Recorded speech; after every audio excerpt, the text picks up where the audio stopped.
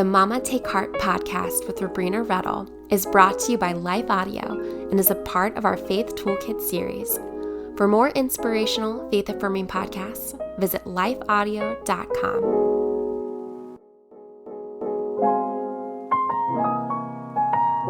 Welcome to Mama Take Heart, Understanding Your Gen Z Girl. I'm your host, Sabrina Rettle, and I'm here to help you be the gospel-centered, compassionate, and influential voice in your girl's life. Today, we're going to talk about your girl as a leader. And to help us do that is Erin Weideman. She is on a mission to shift feminine value from beauty to inherent worth. A certified teacher, coach, and nationally recognized speaker, Erin is the founder of Truth Becomes Her, a global community that equips women to let go of fear and step into the unique leadership roles for which they were designed. Erin is the author of 8 books, including The Adventures of Rooney Crew's Bible Belt series. A 5-time cancer survivor, Erin lives in San Diego, California with her husband Brent and their daughter Rooney. Funny and real, Erin is also the host of the Heroes for Her podcast, interviewing positive female role models who are living out their passions in line with their personal values.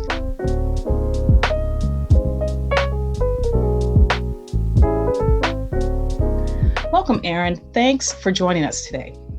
Oh, thank you so much for having me. I'm excited to be here. Great. So one thing I noticed when I went to your website, Erin Weideman Words website, I love that it states inspiring women, empowering girls, and making noise. So I kind of wanted to talk about, what does it mean to make noise and why it's important to help our girls to feel free to do so? I think when I initially had the idea for our publishing company and the educational platform, Truth Becomes Her, and wanting to come alongside these adult women, these moms and mentors that care so deeply about the next generation of girls like I do, it always felt like it was speaking my heart language to think about this world and what it's putting on women and girls in the way of noise, right? We are constantly barraged with this messaging. The world is loud. It is in our face all the time. Here's what you've got to be and do and act like and say. And the world is just noisy. So I loved the idea of honing in on what it really means to use your voice, to go out into the world and be heard, and not just add to the angry noise of a culture that is vying for girls' attention and trying to make them be something they clearly were not made to be, but really owning our ability to go out into all of the places that we would be put, right? Into our families, our friendships, our relationships, our homes, out in the neighborhood, in our communities, out in the marketplace, and to go out and be heard in the way we were made to be heard. Right. And to bring positivity and bring that impact that's really going to reach people. And that's what it excites me about being somebody that gathers women in a place to pour into them in a very strategic way to help them lead the girls they've been called to influence. I also wondered, because the Bible Belt series, 5 books, is it? The Herd series is 5 books. Yep. And we just released the sequel to that series, like the next big adventure for our main character. It's called Ringleader. So it's in the vein of like leadership and positive, like what does it look like to lead well out in the world? If you're a female, intentional, character driven, integrity filled woman, what does that look like in the here and now of all of our lives? Yes, I loved those books. When I saw them, I was like, oh my goodness, they are beautiful, beautifully written, scripturally based, beautiful illustration, just beautiful. And the quality, the hardcovers, I was just so amazed. Okay, so I bought 2 of them for myself to keep. My daughter's a little old for them, but I just thought they were so gorgeous. So I bought 2 for myself. And then I have 2 friends who are raising brown daughters. So I bought some for them to share with their daughters. And then I have a friend who feels it's important to place her children in spaces where all of God's children are celebrated. And so I bought some for her. But I was just wondering, why did you decide to present these biblical women diversely and realistically? It's funny that you asked that. And diversity and representation have always been important to us from the on. I mean, I don't know if it was my time spent in the classroom and just watching girls interact with each other and really trying to understand the different perspectives and struggles that particular girls geographically, socioeconomically. I mean, girls are truly original and unique in their own way, and they need to be met in certain ways that can impact them deeply. And for so many girls that are out there that do not look like, I mean, we all look different. We can celebrate that. The way God made us is so incredibly beautiful and different. If we don't show that in the resources that we're creating, we're only going to be ministering to a specific group of people that maybe looks and acts and understands things in a certain way. So I don't know. I just felt really convicted, I think, as an intentional mom, wanting to impart global citizenship on my young impressionable daughter and not having her live inside this bubble of like, well, everybody looks like me and all the characters are like me and they look like they have my same features. Like, certainly girls all over the place deserve to be able to see themselves in these stories. And one major way to do that is to make sure these characters show a range of skin colors and tones, and just in a way that we can celebrate all the different and beautiful shades God made when he made human beings. The human race is something we try to celebrate in every way at Bible Bells and at Truth Becomes Her. Well, you know what, and that is realistic, because as we know, where most of the stories of the Bible take place, they're of shaded people. There are Africans in the Bible, of course, Middle Eastern, Jewish. I mean, so it is very realistic to me. And, unfortunately, my daughter, she's a little old, she's 19, and she did not have that to look to while she was growing up. And when I showed her the books, she just thought they were so beautiful. And she's like, wow, this is so cool. So yeah, I think it speaks to, you can see yourself in God's story, and that God has a purpose and a plan for every single one of us, and every single girl he has placed on this planet and woman, that he has a place for you. So I was very struck by it. So thank you for doing that. Thank you for seeing it. Thank you for obeying through the conviction of the Holy Spirit. Yeah, we try. I mean, I'm only interested in making decisions that God is telling me to make. So that took a long process for my life.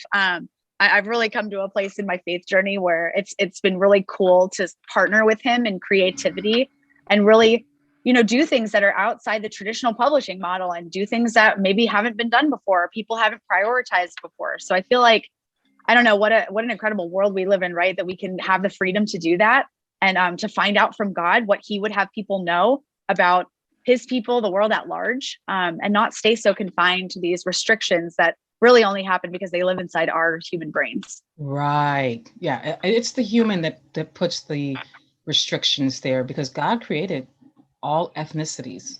So he knew what he was doing. Who are we to question? Okay. Also, one of the things I really love is how you focus on, because one of them that I bought is Deborah. And oddly enough, Deborah has always been one of my favorite females in the Bible, and she is not taught about. Very rarely do you hear the story of Deborah. And I read a blessing over my daughter. I used to do banquets for girls in my class. I taught a Sunday school class, 6th grade girls. And I had them, the part of the banquet was the mother or grandmother or whoever had the influence in the girl's life, read a blessing over her. And I encouraged the mother to, if she saw certain characteristics of the girl that were in a biblical story, a woman in a biblical story, for her to present that to her girl. And I presented Deborah to my daughter, because I did see my daughter as a leader. And I did see her as, first, when Deborah tells Barak, okay, but if I go, I'm going to get the credit. She, to be respectful in her presentation, but not to back down from what she's called to do. And so I was really appreciated that one. But that's why I love the way you focus on worth and voice and leadership, because for me personally, I don't really think it's me personally. Identity in Christ is key. And knowing your worth based on who God says you are through your faith in Jesus Christ is extremely important for every girl and woman, because your decisions based upon that will guide you throughout your life. And so that's why I was so excited when I saw the books and I read about your website and what your work was. I was like, this is wonderful. So I just love the way you focus on those things, worth, voice, and leadership. And I just want to know, why do you feel it's important for our girls to see themselves as leaders? I think it really stems from a lot of places. I mean, I grew up as a leader. I grew up, I would call myself a leader. Like in the classroom, I did well academically, and I was on softball teams, and I made it to, a D1 school to play softball, and I was a leader on my team. But practically after, like my adolescence and teen years, as I made my way to young adulthood, I realized very quickly, gosh, I don't really know what it means to lead in the terms of like real world impact and living fully in my God-given purpose. I was really good at leading, like assuming these different temporary roles, mostly because they served my interests or my passions or the things that I was good at. But I never asked those questions that like now I realize today what we can be doing to help. I mean, even our Gen Z girls and as adult women, just asking the Lord, like, God, what are my gifts? Who are these gifts for? In what ways have you assigned me to certain spheres of influence? And where are the girls and women that I'm supposed to gather and create very strategic and practical ways for us to grow together so that they can assume their God-given role and allow that to meet the potential that he put inside them? Because so often girls today, like we talked about a second ago, are plagued with what the world is telling them. They are worried about things that will waste their time and that will not enact their gifts and purposes that are God-given and from him. So figuring out ways for girls to ask those questions. God, what are my gifts? Who are they for? What is the work in the world that only I was created to do? How do I find that work? How do I partner with you? What do you want me to know and do in these seasons of my life that you're growing me into? And then how do we maximize our relationships, our talents, our resources, the time, all the opportunities that God gives us to lean into our own worth that is given to us through Jesus? These are like the exciting questions that I think about as not just a grown-up girl who struggled through all the shame and all the guilt and all the bad choices and like is now trying to raise a tiny daughter who's in first grade going, gosh, you're young and impressionable. You don't have all this baggage. Like, how do I come alongside you in my brokenness, assume my role as a God, as that God ordained before the beginning of time when he created me? And then looking at my daughter and looking at these girls, you guys are a unique expression of God's creativity. What is he calling you to? Let's guide that conversation. Let's be in it together and let's discover it and develop it so we can dominate it together.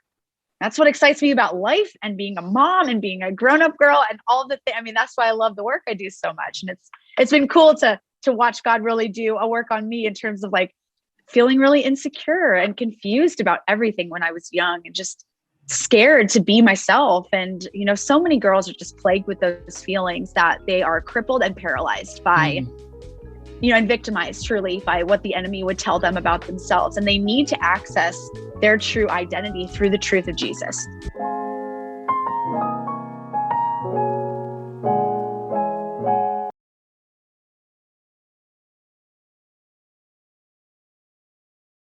I think what we try to do too, and even when we were developing the Bible Bell series, and now it makes so much sense with the educational platform and Truth Becomes Her, and really, gathering women around this idea of leadership and discipleship and giving tools and resources. It's so funny that you said that about voice, because inside our mentorship at 6 weeks, it's called Nurturing Her Unique Voice.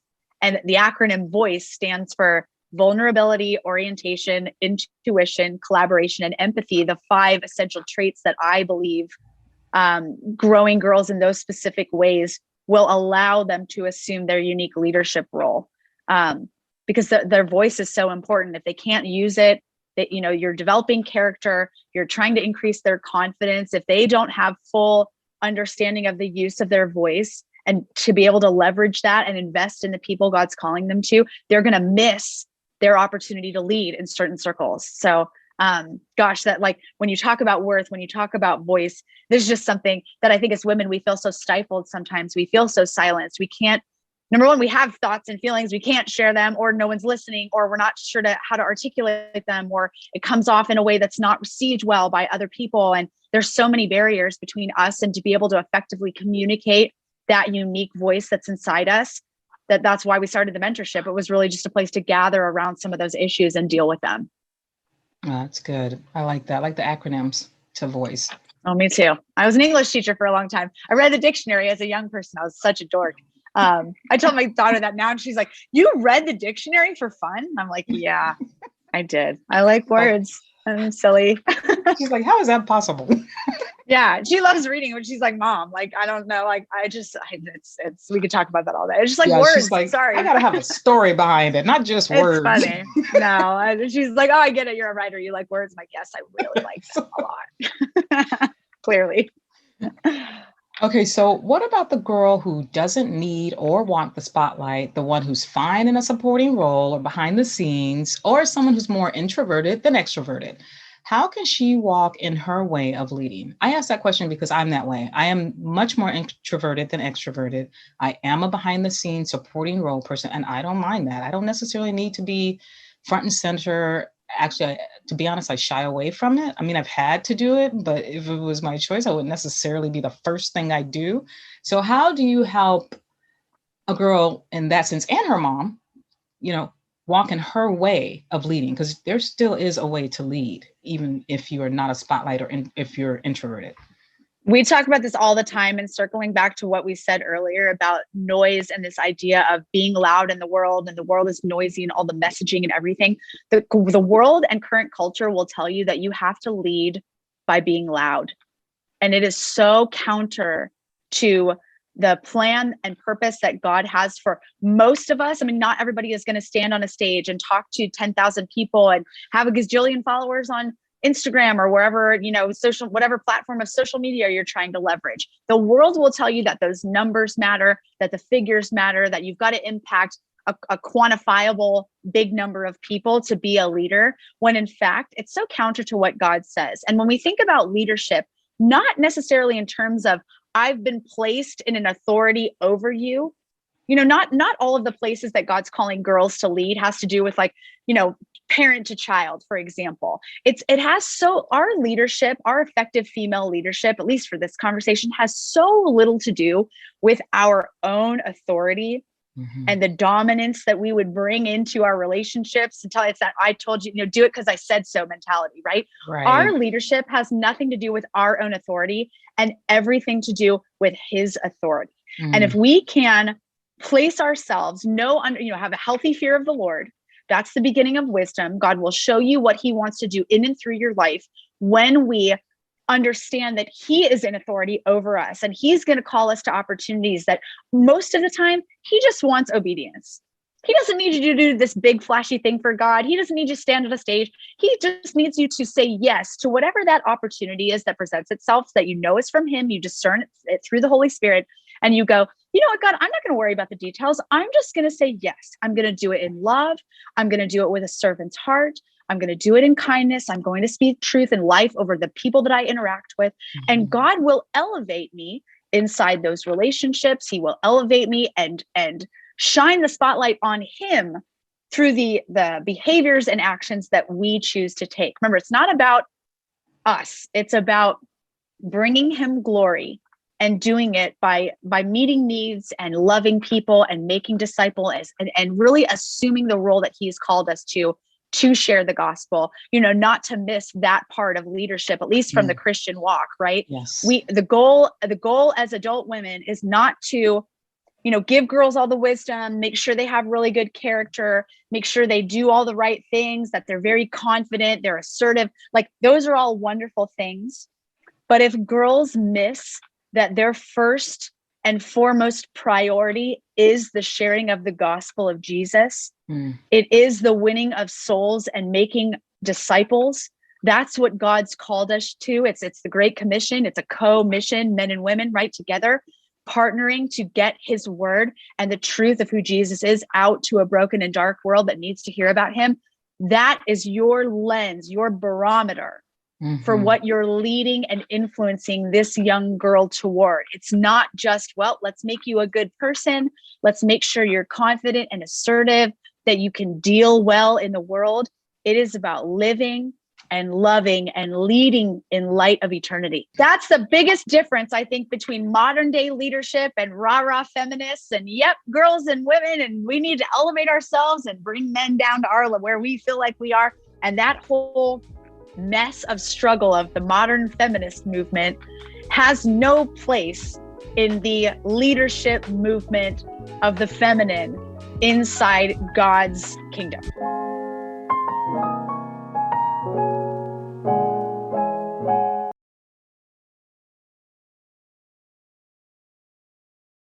And so what I get excited about, and what I know that the women that you're impacting, the women listening right now, we do want to be those positive forces in girls' life. We want to point them to Jesus. We want to shine the light on him. We want them to help, we want to help walk alongside them to find their purpose. Where does your purpose meet your potential, meet your passion? Where is your kingdom calling in all of that? And so we talk about that and pray for that, even just in our own home. And then that makes its way into resources and podcasts and the things that we go and create. But man, first and foremost, like at home, the girls that we're influencing, we want to make sure that we're influencing them to walk in the light of God and to point people to him in everything they do. That was good. Amen to that. Yes. And we know that God has made us in his image, and male and female made in his image. And we are equal. We have different spheres of influence, and we are focusing on our spheres of influence and leading in the way God intended us to, according to wherever he has called us in that leading. I think that was very well said. I love that. Well, I just think too, like he gave us all these neat, unique personalities, and not everyone is this loud, boisterous. Like I have to, okay, quiet, peaceful spirit, quiet, let's be calm. I'm a big person. I'm excited. My husband's like, why are you screaming? Like while you're talking on the phone, like even right now, I'm just excited and passionate. And sometimes, God's he wants to use any and all and every one of his children. And he's going to do us in different ways that leverage our unique giftings and the personalities, the experiences, the things he's placed inside of us. He can use all of that. So it doesn't matter if you're introverted. It doesn't matter if you're quiet and reserved. Like there's so many opportunities for like the loud, boisterous people to get out there and do the work that God's called them to do. And everybody else too. And one group is not better or, more useful than the other group. Gosh, don't we work cohesively when we all work together and hit all of the different ways that God wants us to influence and lead people? It's exciting. Mm-hmm. So if your girl is an introvert and you're an extrovert, it's okay. She's going to be okay. You can work in tandem. God did that on purpose, man. You can work and reach people through her introversion and then you being like this loud in your face, it's like a neat symbiotic relationship. But God does this in such sweet ways. He puts these people together, but parents and children included. It's so cool. Mm-hmm. Well, I'm an introvert. I was in the military for 21 years. And before, bless you. Yeah, before I left, a few years before I left the military, I went to warrant officer training school. And I was not a loud leader. Actually, the warrant officers are actually known as the quiet leader. And I definitely fit that mold. And so I wasn't loud. I spoke when I felt I needed to. I didn't speak just to hear the sound of my voice. And so for me, it was when I did speak, people listened because they were like, okay, she has something to say because she just not really talking a lot otherwise. So she must really have something to say. So for me, that's kind of how I did it, because also people are jockeying for position. And I just wasn't that way. I'm like, my time will come. When it comes, then I will step into that position. But I didn't need to clamor my way to it. So as an introvert, it may look different, for you, but it's okay because your way of leading is impacting other people. Like you said, a symbiotic relationship, and it will work for you and it will work for your girl, because I know my daughter is also an introvert, and but she is a leader. My kids, we have always said, you are a leader, and but you can be a good follower. You have to know when to follow and when to lead. And so anyway, so she leads. She doesn't have a problem, speaking up in class when she hears something out of sync. And to me, even though she's not very loud, to me, it's just like she knows when. And that's what I was hoping for her, to know when. So it's okay, Mom, if you're an extrovert, she's an introvert. It's just different, but it's still there. It's not about volume, and again, the world says that, right? You got to be loud, you got to be in everybody's space. And what the practice that you just mentioned of being in a room and maybe, you're in a boardroom at work, or maybe you're just in your family room trying to have a conversation about behavior or whatever you're trying to do as a parent. Certainly what a practice it is to sit and listen and receive information and approach it in curiosity and not in a dictatorial where I'm the leader of this family, or I'm the leader of this team, or whoever you are, and let me explain to you what's going to happen. What a space it would be inside your own unique sphere of influence, right? Is to invite people to gather at a table to honor and value them for the unique contributions they can make, and to invite that and approach it in true curiosity with the intent to understand how they can add value, and not just be here, well, I'm the leader, I'm just going to tell you how it goes. Because everybody's been led by a person like that, and it doesn't go very well. It doesn't create a lot of buy-in. It doesn't make you feel and be a true part of the team, which is ultimately what leadership is. It's gathering people around a table and inviting all the voices to share. Yeah. And it's so interesting. If you think about it with Jesus, he asked questions. And I think that when you ask questions, it allows the other person to kind of think things through. And then it allows you to hear their heart or hear where they're coming from. So yeah, I agree. Well, Erin, this was a really great conversation. I thank you so much for having this important conversation with us today. And I'm just wondering, how can our mamas connect with you? The best way to connect with me is Instagram. It's Erin.Weideman. And then on truthbecomes.com, we've got our mentorship happening. It kicks off in a couple of days. Would love to invite any moms, mentors, adult women who know and want to own your influence over the girls that you're leading. Come and be a part of the mentorship. It is so much fun. We talk about all the things in there, the good, the bad, the ugly of female leadership. And we really give you the tools and practical skills you need to do leadership well in the modern world. So yep, truthbecomes.com. Our courses are there. Our books are there. It's the best place to get plugged in. Well, you know what? I can vouch for that, because I did attend your fall Own Your Influence virtual conference, and it was very, very good. And the speakers you had were phenomenal. So thank you for that. Oh, it's coming again next fall. Yeah, it's like in a few months, we're going to be kicking that off. I'm excited. I'll probably be there. Nice. All right. Again, it's been a real pleasure. And listeners, I pray that you are able to glean nuggets of wisdom regarding helping our girls step into their God-designed leadership roles. And remember, God is for you, and you are not alone. With His Spirit, you are filled with courage and strength of purpose. So don't fret, Mama. Instead, take heart. Mama Take Heart is a production of Life Audio and the Salem Web Network. If you liked what you just listened to, would you take a second and leave us a rating in your favorite podcast app? It really does help more people like you find our show. This podcast is produced by me, Kelly Givens, and Steven Sanders, with executive oversight by Stephen McGarvey. You can find more podcasts like this over at lifeaudio.com.